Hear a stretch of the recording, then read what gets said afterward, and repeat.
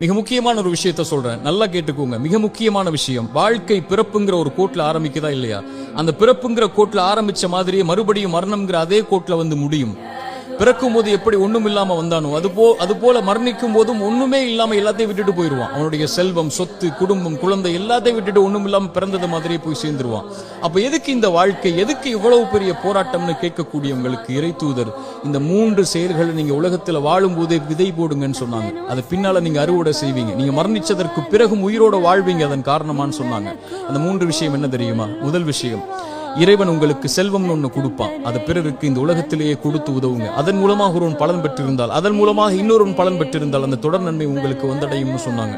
இரண்டாவது, இறைவன் உங்களுக்கு கல்வின்னு ஒண்ணு கற்றுக் கொடுப்பான். எதுவா இருந்தாலும் சரி, ஒரு எழுத்தா இருந்தாலும் சரி, அது பிறருக்கு பலன் பெற கற்றுக்கொடு. அதன் மூலமாக அவன் பலன் பெற்றிருந்தால், அதன் மூலமாக பலன் பெற்றிருந்தால் அந்த நன்மை வந்து சேரும்னாங்க.